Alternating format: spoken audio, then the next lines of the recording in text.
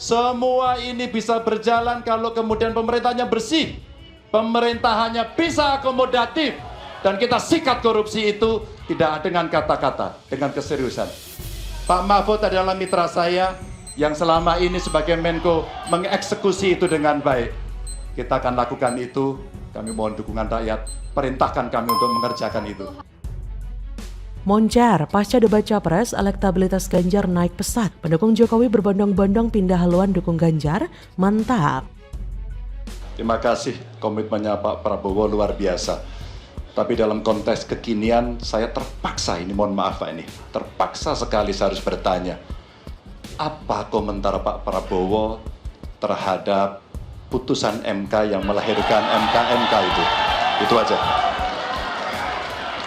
Simulasi 3 nama bakal calon presiden menunjukkan elektabilitas Ganjar Pranowo menduduki paling puncak dengan angka 35,2%. Ya, hal ini tentu menjadikan semangat bagi para pendukung Ganjar Pranowo. Karena apa? Karena dalam survei sebelumnya, elektabilitas Ganjar Pranowo ini masih menempati posisi kedua.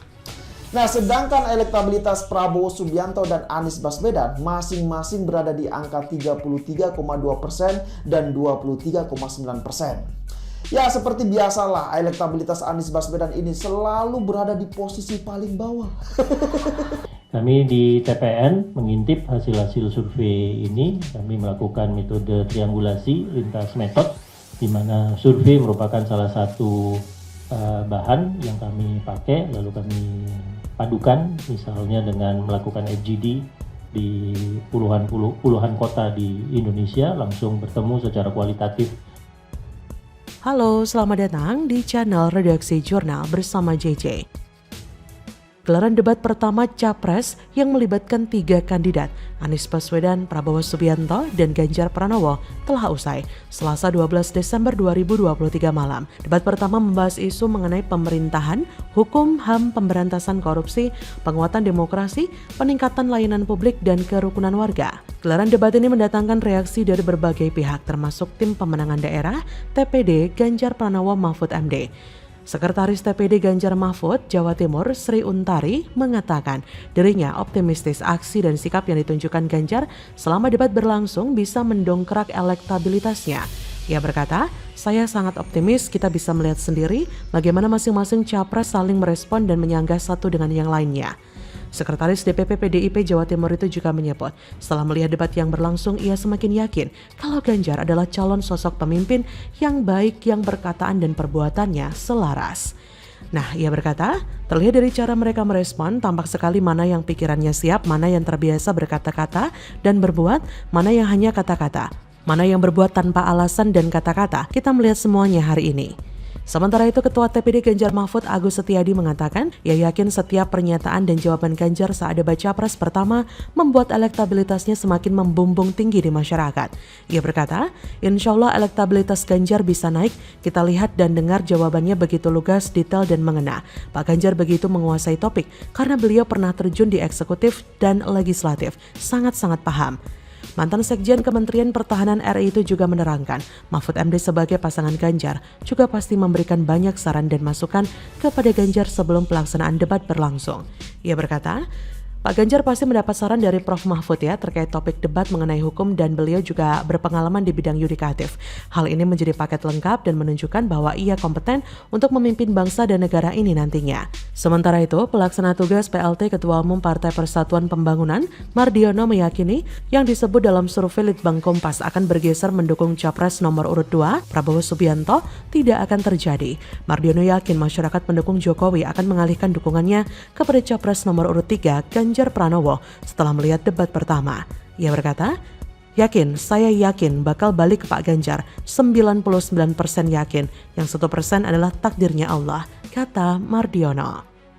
Setelah itu Mardiono juga ditanyai soal masih tingginya undecided voters atau responden yang belum menentukan pilihan dalam Litbang Kompas. Ia yakin setelah debat hari pertama, responden atau publik yang belum menentukan pilihan akan bergeser mendukung Ganjar. Namun Mardiono tentunya akan melihat bagaimana jalannya debat Cawapres yang akan datang yang bakal diikuti oleh Mahfud MD. Ia berkata, tentu secara akumulatif nanti masyarakat akan memberikan kesimpulan dari undecided voters ya. Kalau dilakukan pollingnya hari ini, Pak Ganjar paling atas. Kita yakin akan bisa merebut undecided voters atau yang belum menentukan pilihan. Nah, oleh sebab itu Mardiono juga yakin elektabilitas pasangan nomor urut 3 bakal naik dalam survei setelah debat. Terakhir, Mardiono mengaku puas melihat penampilan Ganjar yang berdebat dengan 2 capres lainnya. Ia berkata, saya cukup puas pada sesi pertama ini karena sudah menggambarkan komitmennya Pak Ganjar sebagaimana selama ini mengabdikan diri kepada bangsa dan negara. Selama dalam karir perjalanannya di Senayan, di parlemen, di pemerintahan, yaitulah Pak Ganjar. Jadi, bagaimana menurut Anda?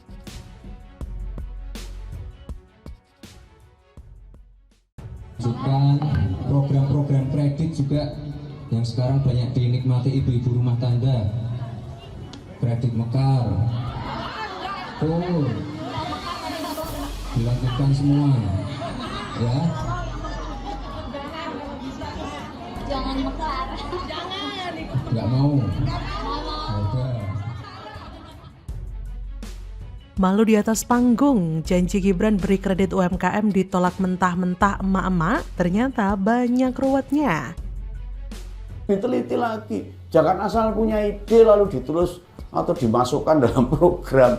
Pastikan belum ada program yang sama dengan yang diusulkan tuh baru fresh. Daripada bikin isen, bikin malu. Kan yang malu panjenengan sendiri, bukan staf yang punya ide. Nah wong mburi kan orang ketok gitu loh. Kalau toh pun sudah ada program yang sama, misalnya sama, mbok kreatif dikit. 2 program itu anggarannya dinaikkan 100% misalnya usulannya, kan lebih keren. Halo, selamat datang di channel Redaksi Jurnal bersama Cici. Setelah warga menolak tawaran kredit UMKM, Gibran berjanji bakal menyiapkan program-program lain yang menguntungkan ibu-ibu rumah tangga. Seperti diketahui, Cawapres nomor urut 2, Gibran Raka Buming Raka, mengenalkan program-program yang akan didorongnya jika nanti menang di Pilpres 2024. Salah satunya, program kredit mekar dan kredit usaha rakyat. Namun ketika Wali Kota Solo ini menyampaikan program itu, warga yang kebanyakan ibu-ibu menjawab tidak mau. Hal itu disampaikan Gibran saat menyapa warga di Kelurahan Cempaka Putih Barat, Jakarta Pusat, Sabtu 9 Desember. Gibran mulanya bicara terkait program makan siang gratis serta Kartu Indonesia Sehat, juga Kartu Indonesia Pintar yang sudah ada saat ini. Gibran lalu menyampaikan program kredit seperti kredit mekar dan kredit usaha rakyat atau KUR. Kemudian putra sulung Presiden Jokowi ini bertanya mau atau tidak bila sejumlah program kredit itu dilanjutkan, tapi sayangnya warga menjawab tidak mau. Melihat ada penolakan, Gibran lalu berjanji bakal menyiapkan program-program lain yang menguntungkan ibu-ibu rumah tangga. Hada, gini amat sih maksa jadi cawapres, mengumbar janji-janji palsu pada ibu-ibu. Sebenarnya, emak-emak itu bukan hanya menolak program Gibran loh, tapi juga menolak memilih Gibran. Karena yang bisa ia lakukan hanya mengumbar janji manis, seperti makan siang gratis dan susu gratis yang digembor-gemborkan oleh Prabowo Gibran. Padahal itu adalah program yang tidak mendidik dan sekaligus malah menghina rakyat. Program makan dan susu gratis seolah sebuah program yang sangat darurat. Ibarat ada bencana alam yang begitu dahsyat terjadi sehingga makan gratis pun sangat dibutuhkan. Sedangkan sebagian besar masyarakat justru bahkan sangat mudah mendapatkan makanan minimal nasi uduk. Bahkan di sekitar saya ada nasi kuning seharga Rp7.000 saja. Bukan cuma itu saja, ada banyak warga yang berinisiatif melaksanakan kegiatan atau program Jumat Berkah, di mana setiap Jumat membagi-bagikan makanan secara gratis kepada siapa saja yang dianggap tidak mampu di sekitarnya. Apalagi kalau di bulan puasa, ada banyak makanan yang dibagikan secara gratis. Jadi kalau Prabowo Gibran benar-benar ikhlas ingin memberikan makanan dan susu gratis, mereka sudah melakukannya sejak dulu. Maka dengan demikian, program yang disodorkan Prabowo Gibran adalah sebuah pandangan bahwa masyarakat masih dianggap bego dan masih dianggap mudah dikibulin, yang berlanjut pada tahap penghinaan kepada rakyat. Jikapun misalnya sampai hari ini masih banyak warga yang miskin di Indonesia, maka itu bisa dilihat kronologisnya mulai dari zaman Orde Baru. Bukannya di masa Orde Baru penguasa punya banyak peluang untuk memajukan bangsa, kenapa hanya memperkaya diri dan keluarganya, sehingga tumbuh subur yang namanya KKN atau korupsi kolusi nepotisme, dan Prabowo adalah orang yang besar dan hidup nyaman di masa Orba. Bahkan Prabowo adalah bagian dari penguasa Orba, maka tak heran jika rasa empati itu tidak tumbuh subur dalam dirinya, yang ada cuma ambisi untuk berkuasa. Pemimpin yang baik adalah yang mendidik bukan yang justru malah membentuk pembodohan massal. Pemimpin yang baik bukan yang berdasarkan ambisi atau yang penting berkuasa. Prabowo Gibran tidak bisa memimpin dan tak mencerdaskan bangsa, justru malah membodoh-bodohi rakyat hanya demi bisa berkuasa. Sudahlah, program nomor urut 2 memang tidak ada yang efektif bagi masyarakat. Masyarakat nggak bego. Masyarakat sudah bisa melihat mana program yang cuma berupa janji dan yang akan terrealisasi. Penolakan emak-emak di atas membuktikan jika program Gibran memang tidak berkualitas. Jangankan programnya, Gibran pun juga tidak berkualitas. Bagaimana menurut Anda?